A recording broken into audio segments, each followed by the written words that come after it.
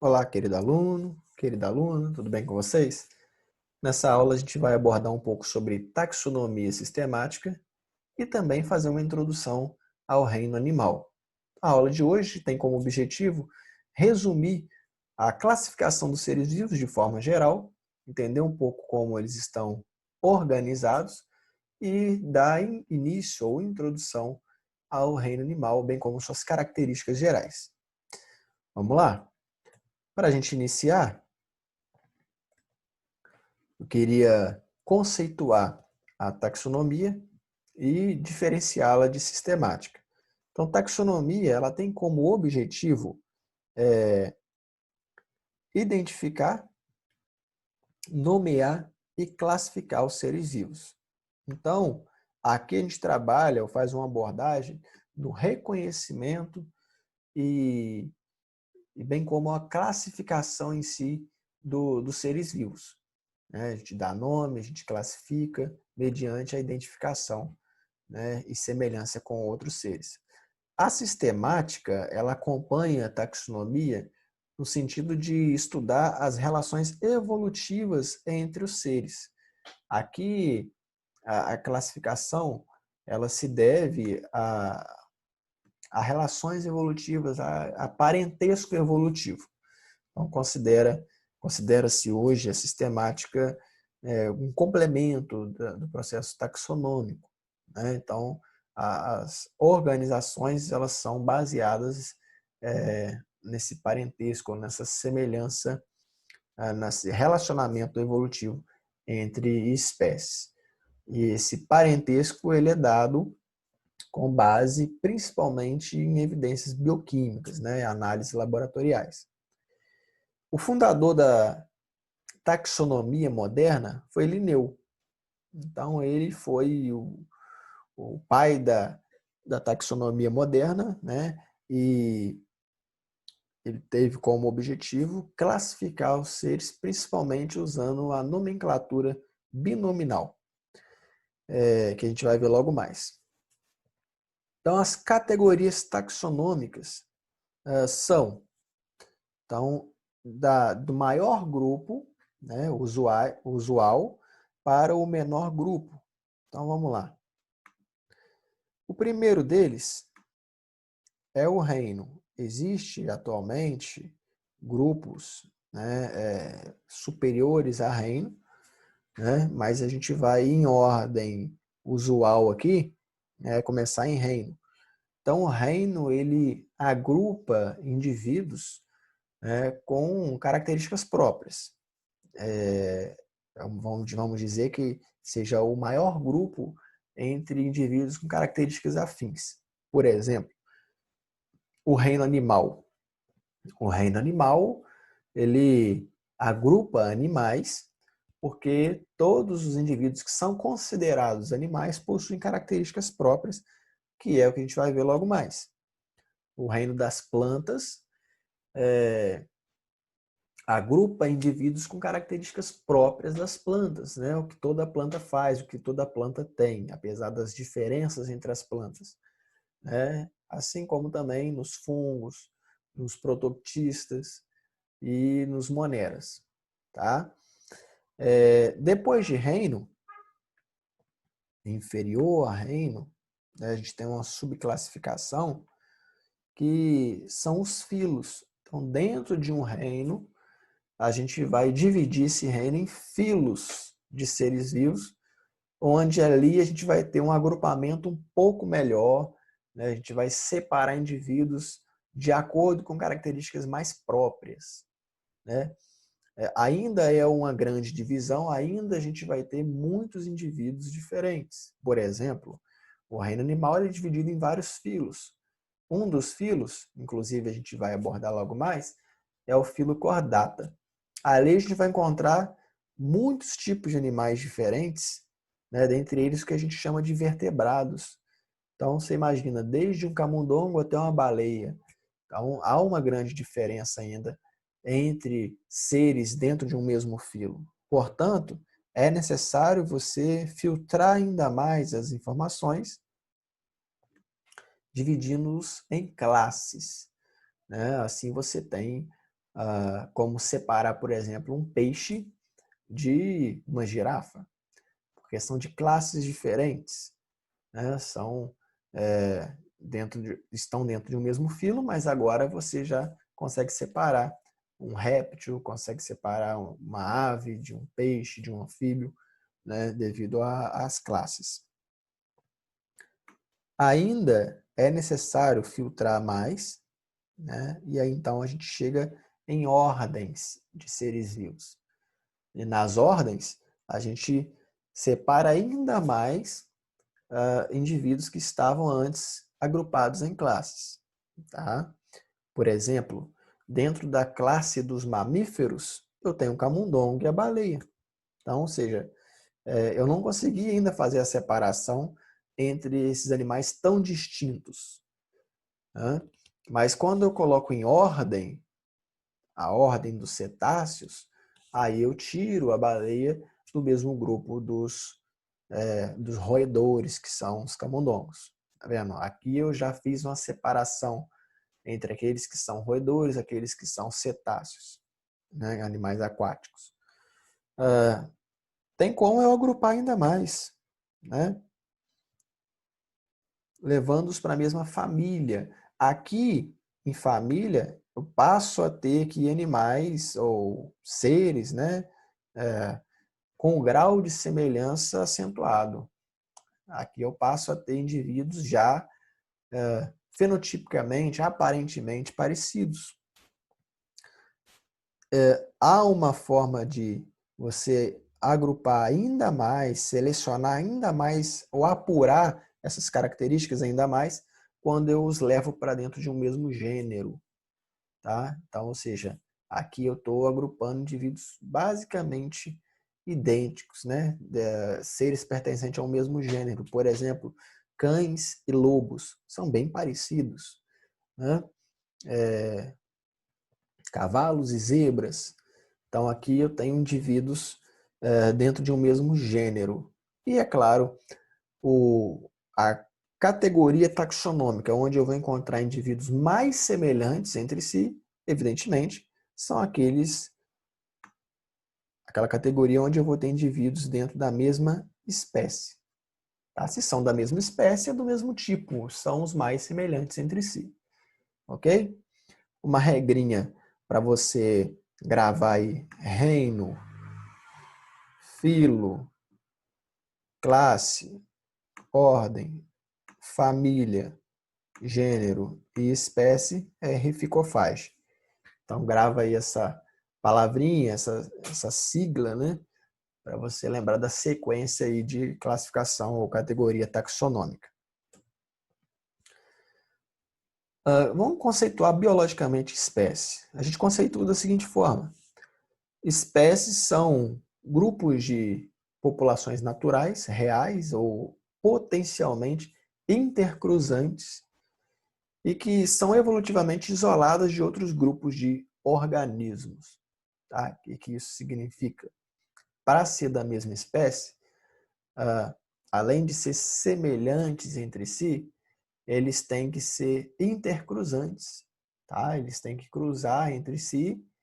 E quando fala que eles são evolutivamente isolados de outros organismos, quer dizer que eles têm que ser intercruzantes, têm que cruzar entre si e gerar descendentes férteis. Eles têm que gerar indivíduos dentro da mesma espécie.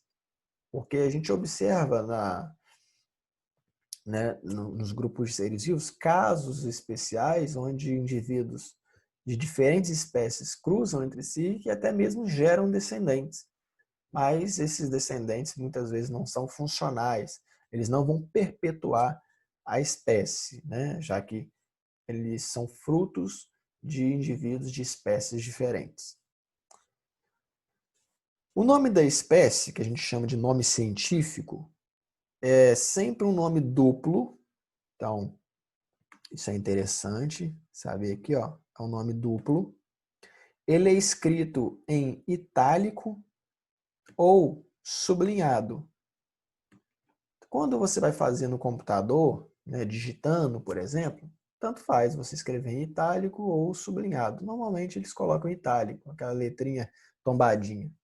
Quando você vai escrever no caderno, né, à mão, é interessante você fazer sublinhado, né? Sempre o nome científico ele tem que vir sublinhado. A primeira palavra do nome científico refere-se ao gênero, tá? Que seria essa primeira palavra aqui, ó. Então, isso daqui é o gênero, tá?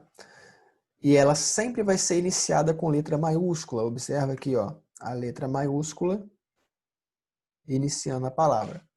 E a segunda palavra, que a gente chama de epíteto específico, tá?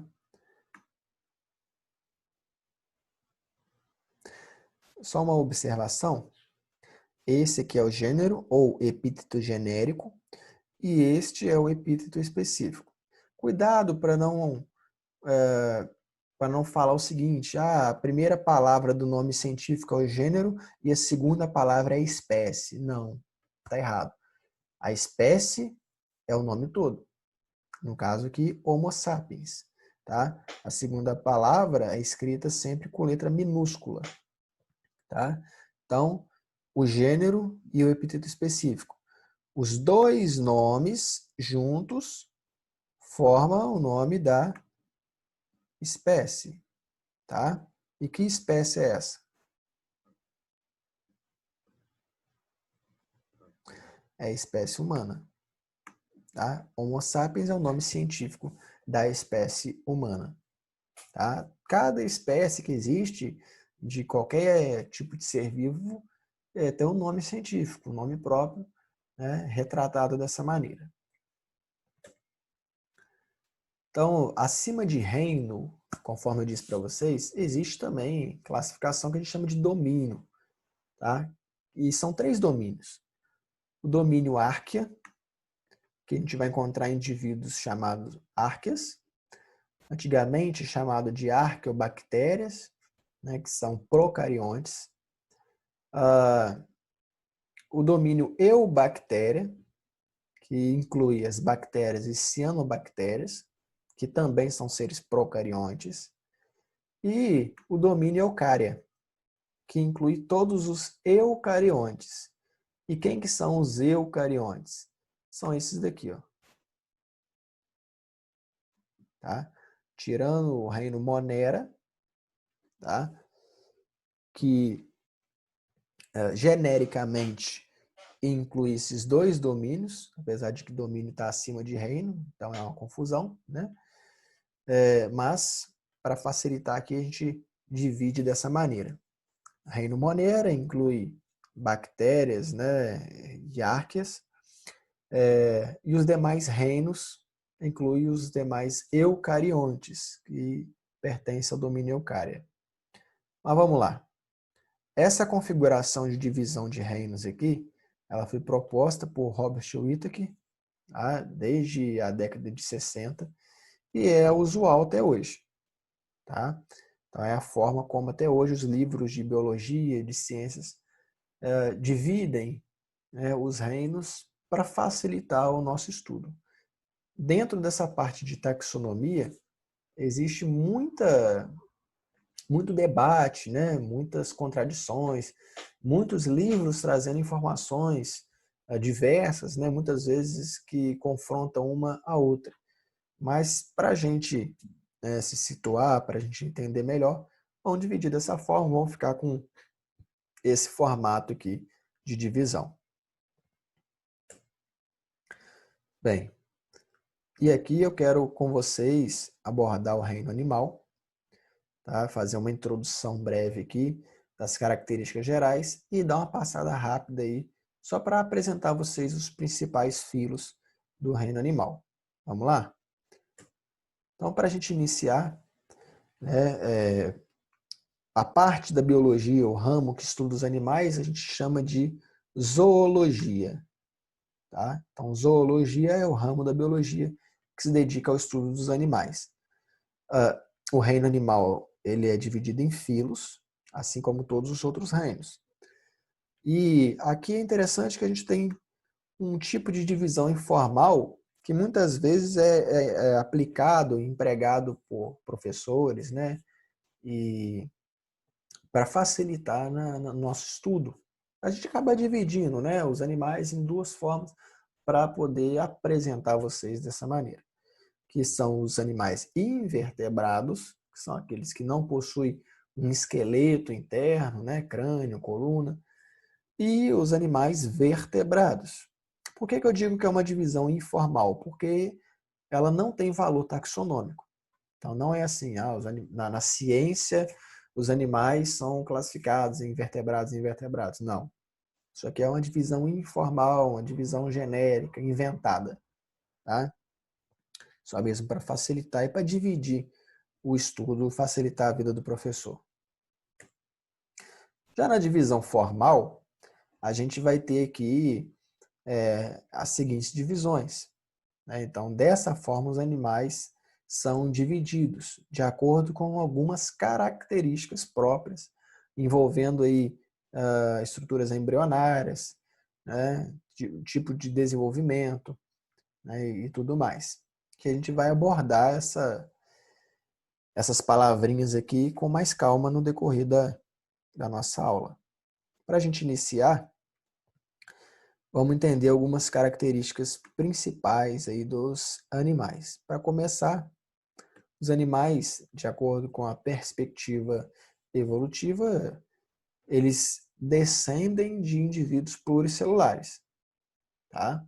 Eles têm origem em indivíduos pluricelulares, uma vez que todos os animais são pluricelulares, ou seja, são formados por várias células, tá?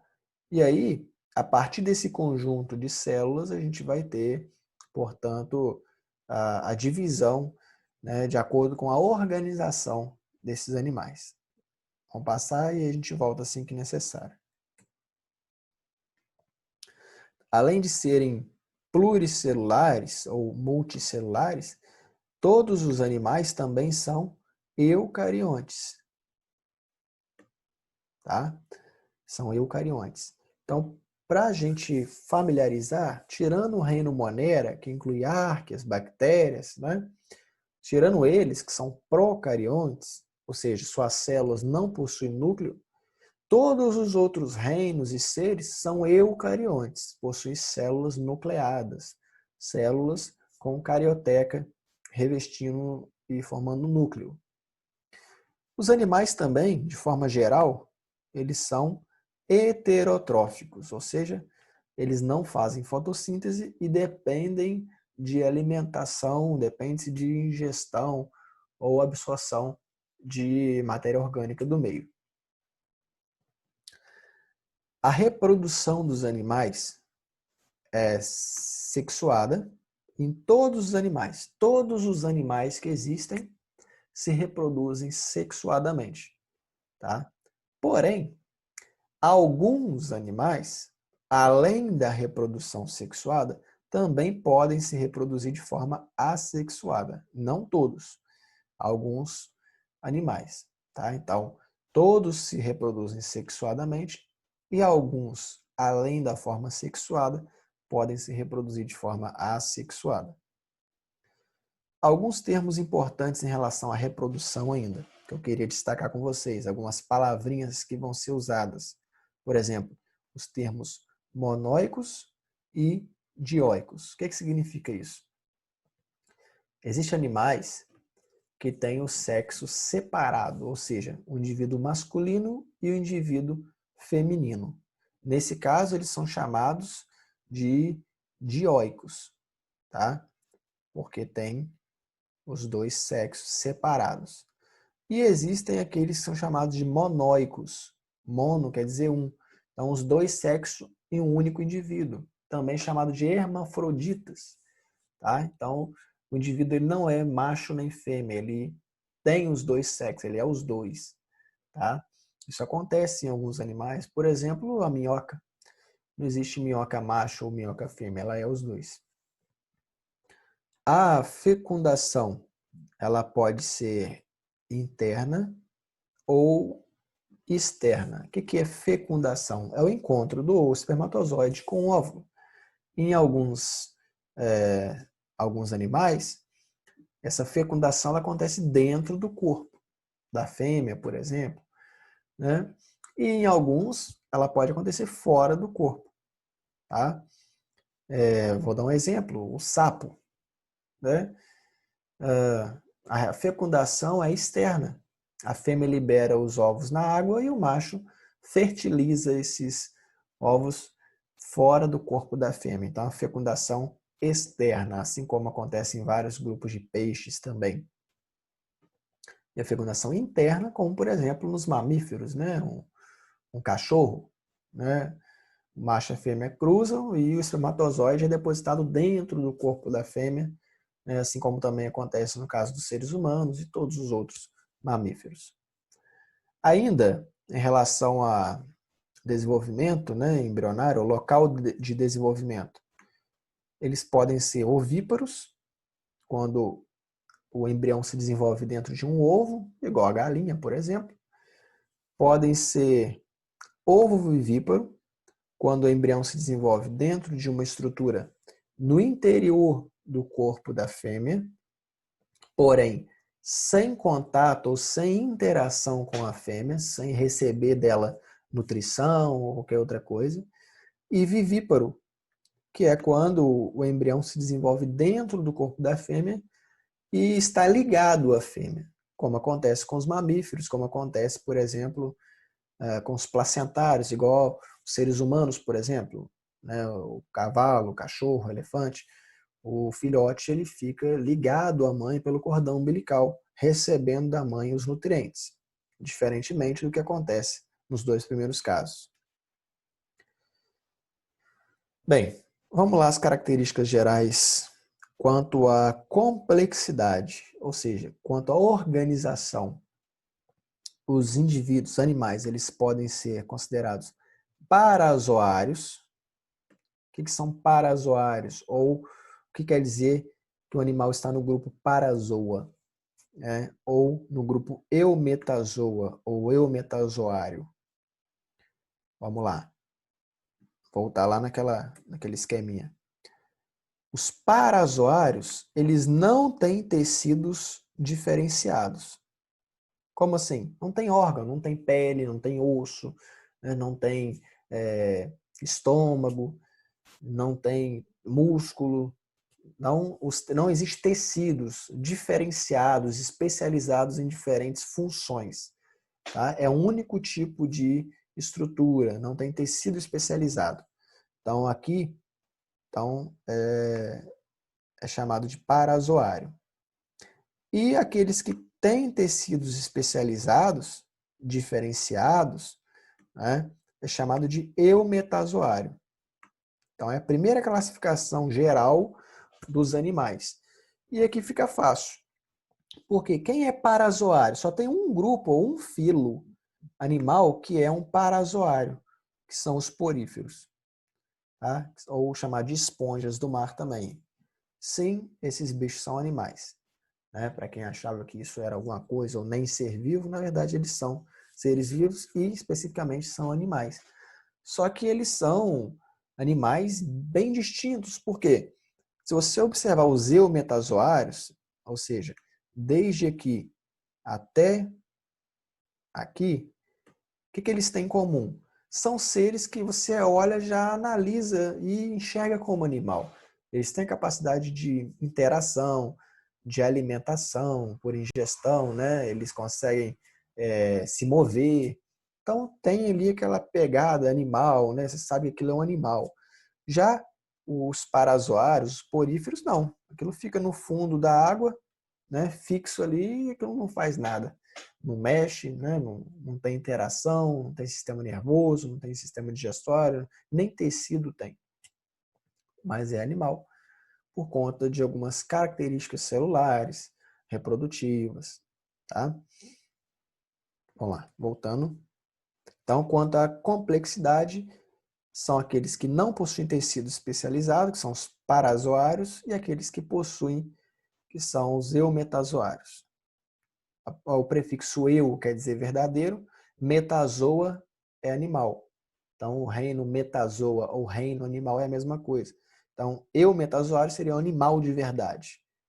Tá? Parazoário, né, seria aquele pseudo-animal, ou, né, aquele animal primitivo, aquela coisa que é bem diferente dos demais. Quanto à simetria, simetria é a forma como o corpo ou a anatomia é dividida, que pode ser radial, quando eu tenho diversas possibilidades de cortes, tá? Ou bilateral, quando eu tenho apenas uma divisão anatômica. Por exemplo, um corpo humano, né? Deixa eu tentar fazer uma coisa aqui. Então, um corpo humano, por exemplo, vamos lá, tá quase.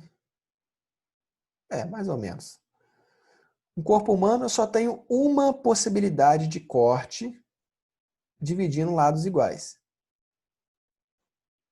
Que é assim. Então, esse lado é igual a esse daqui. Então, existe apenas um corte. Já simetria, isso aqui é uma simetria bilateral. Tá? Na simetria radial, eu tenho, por exemplo, alguns animais, igual a água-viva, que se você olhar de cima, você vai ver que ela é circular. Né? E aí você tem o quê? Várias possibilidades de corte anatômico, onde de qualquer forma que você cortar, você vai obter dois lados iguais. Isso é uma simetria radial. Ok? Números de folhetos germinativos. Então, presta atenção agora. Os indivíduos eles podem ser diblásticos ou triblásticos. Isso significa que lá em embriologia, se você recordar, quando um óvulo e o espermatozoide se juntam, né, começa a se dividir ali as células, vai chegar em um momento que é a gástrula. Né? A gástrula é quando a blástula começa a se dobrar. É onde há início do desenvolvimento embrionário ali, né, para formar os tecidos diferentes. Então, quando a blástula se dobra, tá? Ela se dobra dessa forma, tá vendo aqui, ó? Então, isso daqui é uma blástula que se dobrou, virou uma gástrula. Tá vendo? Quando ela possui dois tecidos apenas, ou seja, esse tecido aqui de baixo e o tecido aqui de cima, apenas esses dois, sem esse meio aqui, eu chamo isso de diblástico. Diblástico, quando tem apenas dois tecidos embrionários. Tá? Quem é diblástico? Os quinidários. Então, só eles são diblástico, olha só. Ó, diblástico. Tá vendo? Então, daqueles que têm tecidos, eu tenho aqueles que têm dois tecidos embrionários, que são os diblásticos, que são representados exclusivamente pelos quinidários, e eu tenho aqueles que são triblásticos, que são quem? Todos os outros. Tá? Então, na biologia, o bom é esse. Você vai tendo casos isolados, né? Quem é parazoário? Só porífero. Quem é diblástico? Só quinidário. Então, o restante é o resto. Né? São os triblásticos. E o que é triblástico? Observe que aqui tem um meio, né? Uma meiuca aqui, ó, em azul, né? Que a gente chama de mesoderma. Tá? Então, essa aqui de baixo é endoderme, aqui de fora ectoderme e aqui no meio mesoderme. Tá?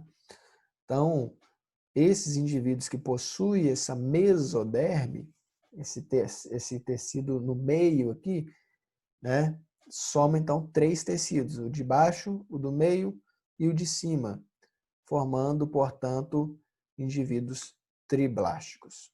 Ok? E aí, em indivíduos triblásticos, a gente classifica o celoma. O que é celoma? É o espaço, né, ou não, presente ali no tecido do meio. O tecido do meio aqui está representado em vermelho, ó, mesoderme, tecido do meio. Existem indivíduos animais que esse tecido do meio, ele é todo preenchido, tá vendo? Todo completo. Então não existe espaço aqui no meio, ele é todo preenchido, tá? Na parte vermelha. Então eles são chamados de acelomados. Tá vendo? O A é o prefixo de negação, celoma é espaço, tá? Então não tem espaço. Observa aqui, vamos pegar o último aqui, o celomado. Olha só o tecido vermelho do meio, e entre os tecidos vermelhos a gente tem espaço, tá vendo? E está em branco aqui, ó, esse espaço. Esse espaço é chamado de celoma, então são os indivíduos celomados. O que seria um pseudocelomado? Tem um espaço, tá vendo? Mas ele não está todo preenchido de vermelho. Ó. Aqui não tem parte vermelha, na parte de baixo, tá vendo? Só em cima. Então a gente chama de pseudoceloma. Ok? Então o celoma está relacionado ao tecido chamado mesoderme, ao espaço presente nesse tecido ou não. Uma outra informação sobre os animais é em relação ao blastóporo. Vamos lá.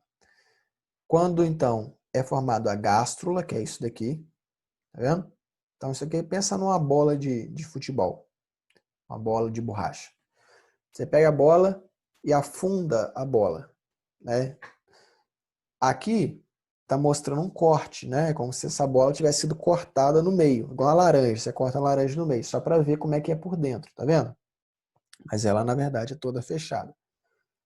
E aí, aqui embaixo, você tem uma abertura. É como se fosse igualzinho um coco. Então, um coco verde, igual você toma na praia. Né? Todo fechado, uma bola, e tem só aquela abertura ali, onde você coloca o canudo para tomar água de coco. Né? É a mesma coisa aqui. Aquela aberturinha ali do coco, né, equivale aqui no nosso embriãozinho uma estrutura chamada de blastóporo. Essa abertura vai dar origem, por exemplo, à boca ou o ânus do indivíduo no futuro. Porque aqui você ainda só tem uma bolinha de célula, você ainda não tem órgão nenhum, não tem nada. Está começando a formar ali as estruturas. Tá? Então, essa abertura é o que futuramente, na gestação, né, vai dar origem à boca ou o ânus. Se essa abertura, primeiramente, der origem à boca, a gente chama de protostômio. Tá? O animal, a gente diz que o animal é um protostômio. Então, o que é um animal protostômio? É aquele que a boca é formada primeiro que o ânus. E o animal deuterostômio é aquele que o ânus é formado primeiro do que a boca. Então, se o blastóporo primeiramente der origem à boca, a gente diz que o animal é protostômio. Tá? Se der origem primeiro ao ânus e depois à boca, a gente diz que é deuterostômio. Então, voltando lá, olha só.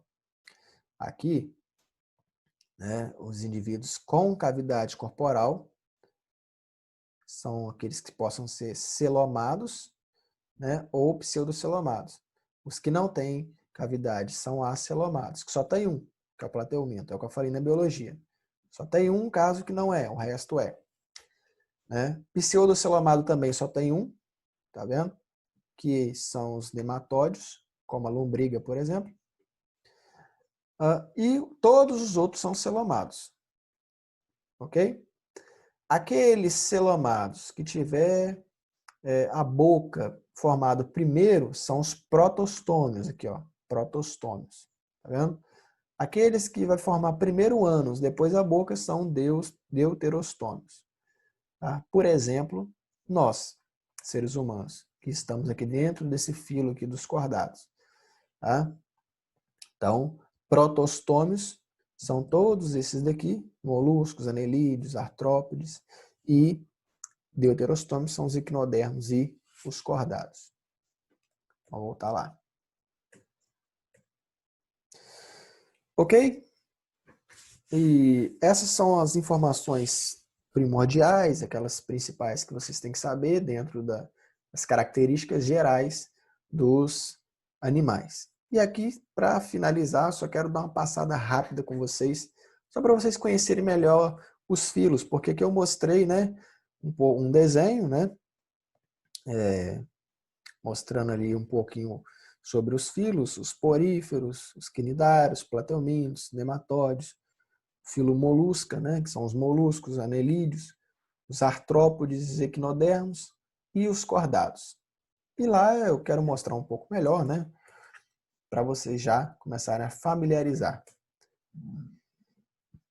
Só para vocês terem uma ideia de distribuição entre os filos animais, né, o maior filo que existe é o filo artrópoda, né, representado aqui pelos artrópodes, cerca de 1 milhão de espécies, possivelmente muito mais que isso, né, por causa das descobertas que constantemente são feitas de novos espécimes, né? Então aqui mostra um pouquinho da quantidade de espécies que a gente encontra em cada filo, né? O nosso filo, por exemplo, é esse daqui, ó. Nós estamos dentro do filo Chordata, né? Dos cordados, cerca de 45 mil indivíduos. Mas vamos lá. Você tem uma ideia de o que seja um porífero, né? Olha só, eles são animais aquáticos, com organização muito simples, lembra que eles são parazoários, a maior parte encontrado no mar, né? Eles vivem presos, eles são sésseis, ficam fixos em rochas, madeiras, ou algum outro substrato no fundo do mar. Não tem nenhum tipo de órgão e nem de tecido diferenciado. Eles são apenas mesmo, né, esses indivíduos ocos por dentro e que se alimentam através de filtração da água, por isso são chamados de esponjas. Os quinidários, que já inicia aí os eumetazoários, né, ou seja, os animais verdadeiros, eles já possuem características bem distintas. Alguns até mesmo são fixos, né, e outros são de vida livre, ou nadam, né? Mas eles reúnem aí animais aquáticos também, principalmente marinhos, né? Os mais conhecidos são as águas-vivas, os corais, as caravelas, igual essa daqui, anêmonas do mar. Então, eles, conforme eu disse, eles podem viver em vida livre ou dispersos, ou fixos. O que caracteriza boa parte dos seus integrantes são as toxinas presentes em tentáculos, né, que causam, sobretudo, queimaduras, até mesmo em seres humanos. Aqui a gente entra numa categoria de vermes, chamada de plateumintos, né? Eles têm o corpo achatado, então eles são, né, achatados, se você observar a estrutura corporal deles. Pode ser encontrados em vários lugares, né, úmidos, água doce, salgada, terra úmida, até mesmo dentro de outros animais parasitando. Os mais comuns aí são as planárias, né? Os parasitas, as planárias, são essas aqui, por exemplo. Isso aqui é uma planária. Temos parasitas como, por exemplo, aqui a solitária, que é essa daqui, tá? Chamada de tênias, né? As tênias são vermes que podem chegar aí a mais de 6 metros de comprimento, bem como os esquistossomos, também podem ser parasitas. Outros grupos de vermes, outro filo, são os nemateumintos. Eles não são achatados, eles são cilíndricos. Observa aqui, por exemplo, a lombriga, que é o personagem mais famoso aí desse filo. Tá? Eles são cilíndricos e afilados nas pontas.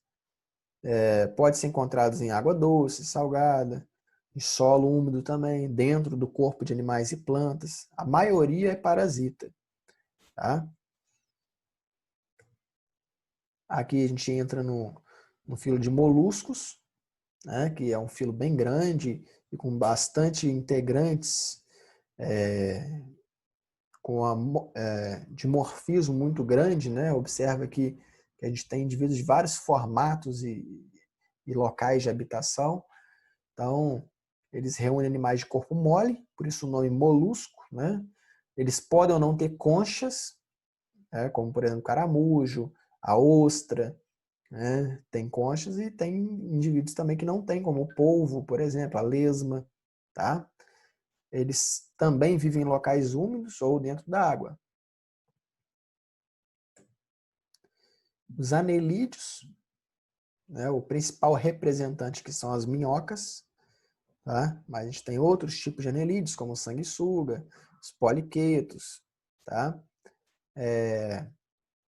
vivem também em água, né, doce ou salgada, bem como em solo úmido. O maior filo de todos são os artrópodes. Então, o filo artrópoda reúne a maior quantidade de indivíduos. E todos eles têm algo em comum. O corpo deles é protegido por uma casca rígida, tá? Que a gente chama de exoesqueleto. Então, o exoesqueleto, que é feito de quitina, tá? É um material polissacarídeo, protege os indivíduos. E um detalhe importante aqui nos artrópodes, que é o que dá nome também, podes são pés, artro vem de articulado, então esses são indivíduos articulados, indivíduos que andam, né, que têm pernas, vamos dizer assim. Até então, todos que a gente viu até agora não tinha estrutura articulada. E aqui a gente já pode observar isso. E parte disso se deve ao exoesqueleto, que dá essa sustentação a esses indivíduos. Então, o esqueleto dos artrópodes é externo. Exo quer dizer fora, né? Então, a casquinha do animal, a casca do siri, a casca da barata, é o esqueleto deles, desses animais. Aqui a gente tem 3 subfilos, né? Os crustáceos, os quelicerados e unirrâneos. Crustáceos aí, por exemplo, lagosta, camarão. Os quelicerados, aranha, escorpião. E os unirrâneos, a centopeia, né? o gongolo, os insetos, todos eles estão dentro desse subfilo. Os equinodermos incluem estrela do mar, ouriço do mar, tá?